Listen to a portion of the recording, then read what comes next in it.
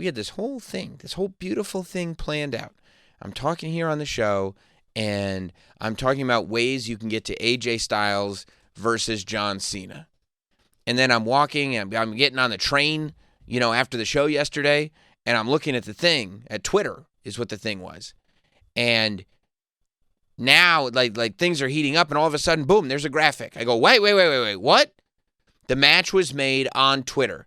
John Cena starts, of course, we talked about this on Monday, by tweeting out, Cena versus Styles, do the fans want to see it? Then he tweets again yesterday, and he's talking about Cena versus Styles again, and saying straight up, I don't pick my own opponents, but in this case, I have to listen to the fans, and I hear you, but do you hear them? At Triple H? And then AJ Styles quote tweeted it and said, oh, I'm listening, and I'm ready. And in his head, I think he said, I'm ready to beat up John Cena. And then all of a sudden, I guess Triple H is on Twitter. Triple H happens to be checking his mentions at that exact moment, and he goes, you know what? Fine. You want to do it? Let's do it. You want to go? If you're feeling froggy, then we might as well jump.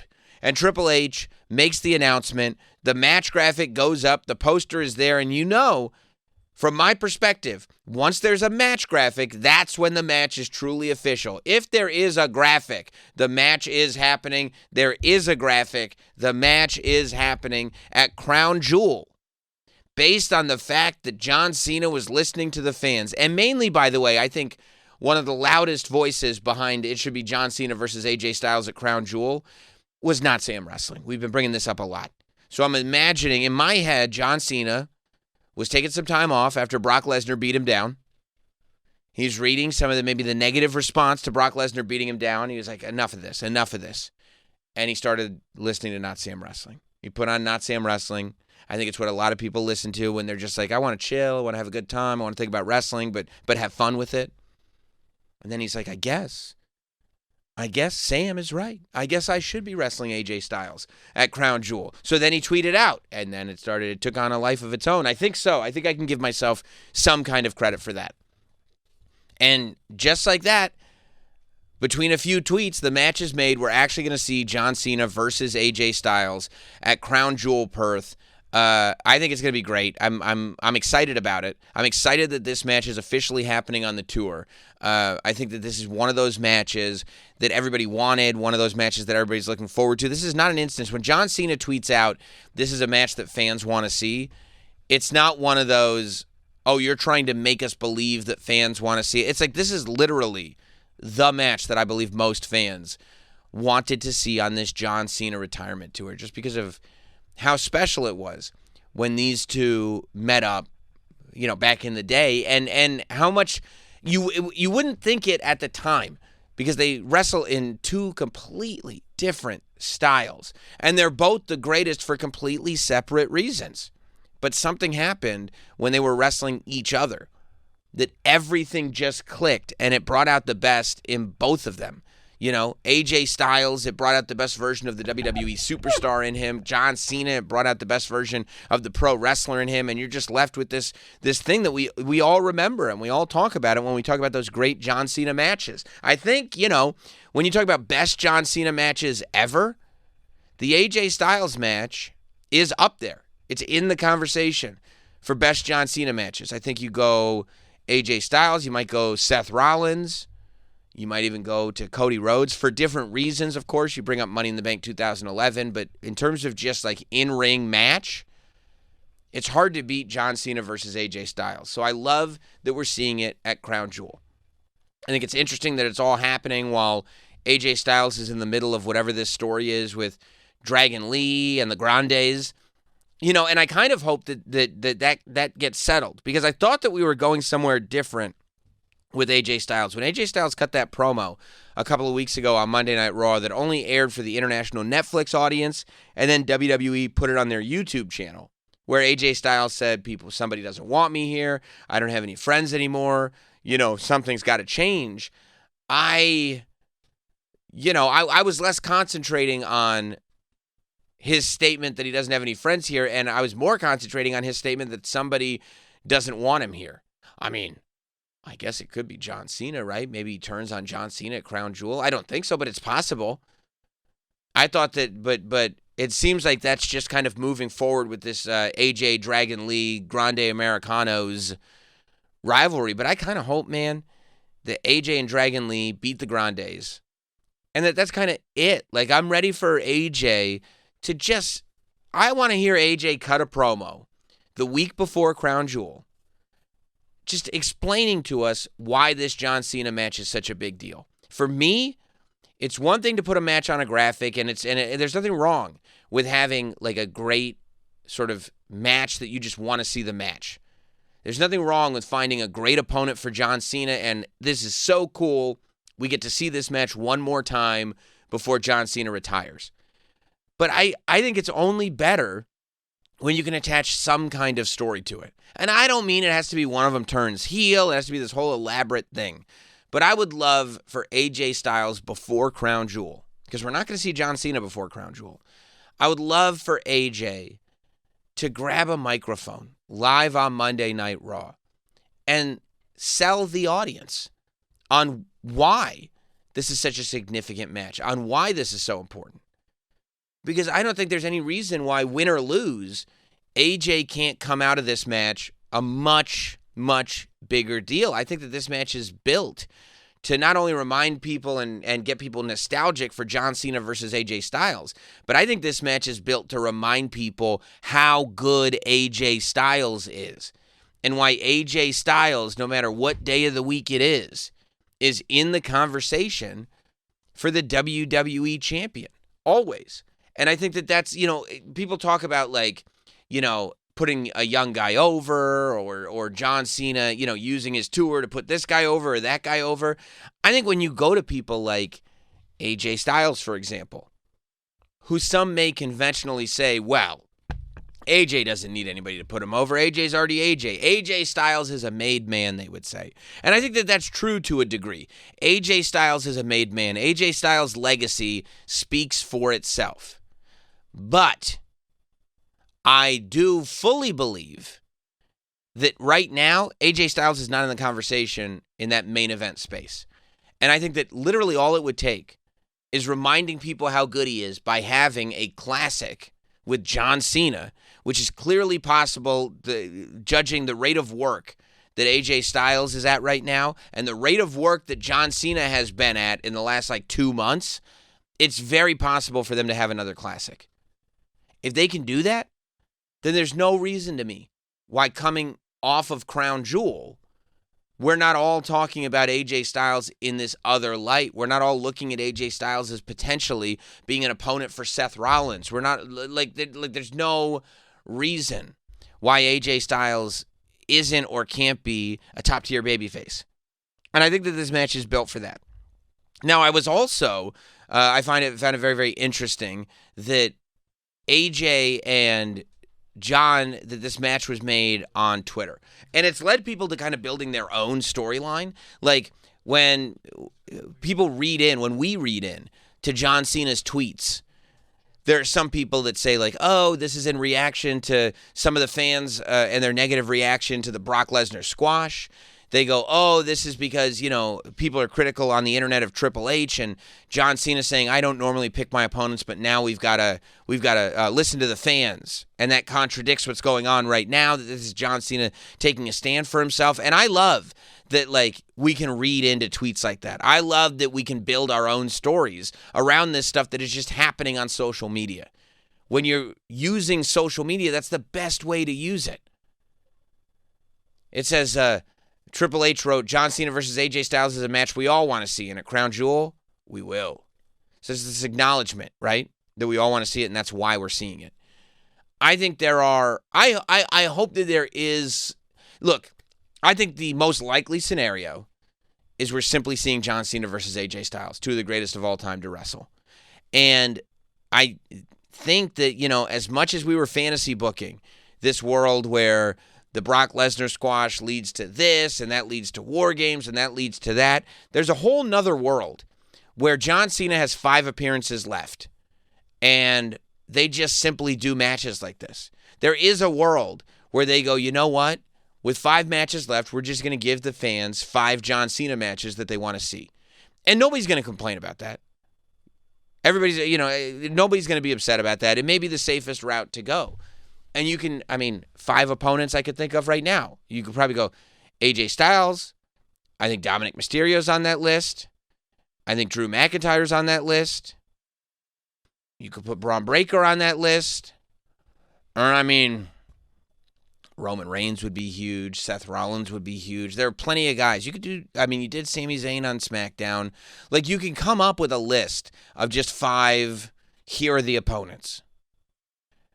But I do enjoy when there's like a story around it. I would have enjoyed either John Cena doing an open challenge and AJ responds, or AJ pulling a WrestleMania 34 where John Cena's gone silent and AJ wants this match. And AJ sits in the crowd waiting for John Cena, the way John Cena sat in the crowd waiting for The Undertaker. And this is all built around bringing John Cena back after the Brock Lesnar loss. I'm hopeful that every match that John Cena has is somewhat altered by the match that he had before, that each performance defines where he's at right now. Meaning, John Cena versus AJ Styles, there is some kind of connection to the fact that John Cena just got completely destroyed by Brock Lesnar. For me, redoing WrestleMania 34, where AJ Styles is taking it upon himself to rebuild John Cena because he believes in John Cena, is, I think, similar to what John Cena did for The Undertaker at 34. So I think that would have been a scenario that brings us closer to, John Cena's match with AJ Styles relating somehow to John Cena getting squashed by Brock Lesnar. And it almost justifies John Cena getting squashed by Brock Lesnar, because I think that also has to happen, even if there's not going to be another Brock Lesnar match or whatever you're going to do. And maybe the justification is going to come later. Maybe the justification is going to come when Brock Lesnar shows back up, and even if it has nothing to do with John Cena, if Brock Lesnar is now fighting for the world title and Brock Lesnar is in more of a position to just be the guy who plows through everybody, maybe then you could argue that that's at least the justification for John Cena getting completely squashed by Lesnar at WrestlePalooza. But and we'll see. Like, it could, because I think that, like, John should be different after losing to Brock Lesnar, and that should go into this match. But at the same time, that's why I advocate for AJ Styles to be in a different position after this match. That these big matches should leave the participants different. And even if you're just doing it exhibition style, even if you're just doing it, well, this is just a big John Cena match, there's still no reason why it should exist separately from anything else on the show. So I hope it doesn't. And part of me, I start going through it when I'm like, okay, so Brock Lesnar beats John Cena, right? And I go, well, I thought they were going to do a rematch. I figured they'd do a rematch in Perth, but clearly they're not doing the rematch in Perth. I'm happy with what they're giving me instead. John Cena versus AJ Styles is amazing. But then I go, well, what if John Cena's going to lose all these matches? Like, what if John Cena, what if we went through, and it sucks for Logan Paul because he's like, I couldn't have gotten one of those? Why'd I have to get beat? Why do you have to beat everybody after me? Which, that would bring me another type of joy. But I go, maybe there's a world where we're going to turn this thing on its head, where John Cena's going to go through and lose to people differently. Brock Lesnar's going to squash him. And there is a way to do that too. Brock Lesnar squashes him. He has a great one-on-one with AJ Styles, and AJ ends up getting the victory, but it really is evenly balanced. He could do a match with Dominic Mysterio where Dominic's able to sneak one by him. He could play to the strengths. The results could play to the strengths of the wrestlers that he's facing, but that would mean that as a babyface, he lost to everybody except Logan Paul, which would really not be great for Logan Paul. So maybe that's not the best idea. But because I think he's going to beat AJ Styles to propel him to whatever's next. But at the same time, if there was ever a time in his career that AJ Styles could use a victory over John Cena, it's now. If AJ Styles loses to John Cena, then he's not in a bad position whatsoever. Nobody loses. He can go back to doing what he was doing, and people were reminded, like, man, when it's time for it, AJ Styles can still pull out a classic. But if he beats John Cena, right now he's wrestling Grande Americano with Dragon Lee. if he goes to Crown Jewel and beats John Cena, he can absolutely show up on Raw the next week and say, hey, Seth Rollins, I want the World Heavyweight title. Immediately upon beating John Cena, he can do that. So I think that there actually is benefit in AJ Styles beating John Cena.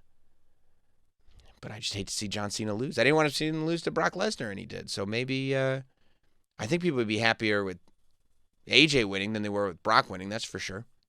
Susumu, did you have a thought? I was thinking, when I'm looking at that poster, I'm thinking, I go back like nearly a decade to when they had their huge feud in 2016, and AJ and John? AJ and John. You mean the beat-up John Cena era? Yeah. Yes. So this thought just came to me, and this also, while thinking about TNA invading into NXT. Oh, don't do you. The callers have called up with this. I got mad at them. No. Hang on a second. All right. Hang on a second. I'm not going to do that to you. Thank you. This is finally a chance for them to really build up and use the video packages to tell the story of John Cena being the guy for WWE and AJ Styles being the guy for TNA. Okay, all right. You almost gave me an ulcer. Why? I would not do that to you. Thank you. I'm just thinking they never got a chance to do that in 2016, and now... And then TNA rosters come out. No, I get what you're saying. I get what you're saying. So you're saying, I don't like, and I think that now with this deal that they have, because WWE does not have the rights to TNA's library. However, WWE's deal with TNA, I'm sure they could just make a phone call and say, hey, Carlos, is it cool if we use some of your tape? And they would say, of course you can use some of our tape. Yeah, I wouldn't mind. The same way we had those video packages of Brock Lesnar and John Cena and the way they kind of, came up in parallels that we really didn't see as it was happening. The way they both were in OVW and the way they both debuted around the same time, but Cena took a little bit of a longer road and Brock didn't, and then Brock returning after WrestleMania 28, and the way they have these runs, that you could definitely do sets of video packages where you're like, yes, John Cena is the face of WWE, but there is nobody, no individual human being that represents TNA more than AJ Styles. So you could, I wouldn't focus on it too much, because what you don't want to do is discredit what AJ Styles has done in WWE. You don't want to make it seem like it's the face of WWE versus the face of TNA. But what you could do is say, look, I've got all this history in TNA. I did all this stuff in New Japan, and then I did all this stuff in WWE. Former WWE champion. Like, I think AJ Styles as the face of TNA would be good as like a foundational piece, and then you move in to everything that he's done in WWE. Because I think maybe more than anybody, AJ Styles was never looked at as a WWE guy before he got to WWE. He wasn't looked at as one of those guys that is like, well, once he gets to WWE, it's going to be... He was always a TNA guy. And even when he showed up to WWE, it was one of those things where fans were like, what's it going to be like to have a TNA guy in WWE? And more quickly than maybe anybody from outside of WWE that was famous outside of WWE that I've ever seen. And he looked the same. He had the same name. Everything was the same. Except AJ Styles is so good that he was able to become a WWE superstar almost immediately. Like, that conversation of AJ Styles being a TNA guy was gone within a week of him being in WWE. As soon as he got to WWE, fans embraced him and made him a WWE guy instantly, and he was that good. So I think that what you don't want to do is discredit that part of AJ Styles. You don't want to isolate his career to just being the TNA guy. But if you want to do the same thing you did for Brock with those like multiple stages, you could start with the early part of John Cena it's very similar to what we just did with Brock. But you could start with the early part of John Cena, early part of AJ Styles, both being company guys. And then John Cena kind of evolves over here. AJ Styles evolves over here in Japan. And then the third part would be them coming to WWE, fighting, not fighting, and now here we are, two absolute legends in the world of professional wrestling. You could do that. But I would rather, because we did video packages with Brock Lesnar, I would rather see AJ Styles take a microphone and use his words to describe the significance of this. I think, like, if you just let AJ Styles be AJ, cut a promo, and a real promo, and remind everybody who he is, why he's here, what he's done, and you can get into TNA stuff like that. And then maybe on the Countdown show or whatever, you've got some clips of AJ and TNA. But I think for me, especially since this thing is only in 2 weeks from Saturday? That's crazy. That it's like, yeah, man, you have AJ Styles kick the crap out of the Grandes on Monday Night Raw and then come back next week on Raw and grab a microphone and break down how significant this AJ Styles John Cena thing has been. Break down how significant the careers of AJ Styles and John Cena have been. Break down that AJ Styles is just as much an icon of wrestling because of what he's done both in and outside of WWE and TNA as John Cena is. And then break down the fact that this is a one more time, last time you'll ever see this massive, massive match.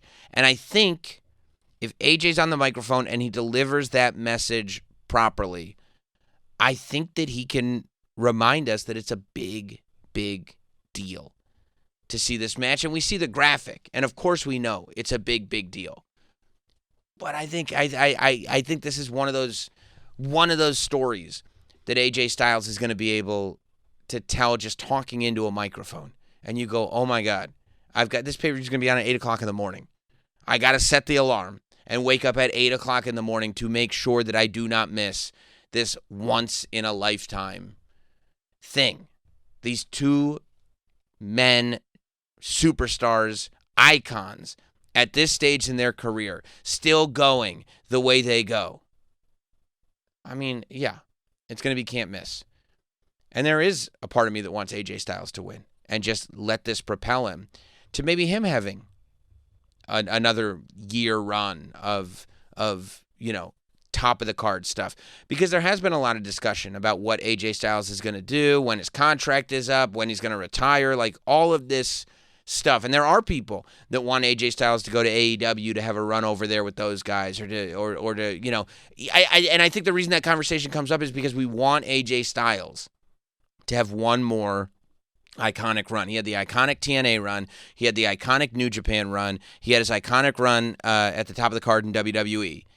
And it's like before he's done, we're ready for one more. And I think that this could be a match that propels AJ into that last run that we're looking for.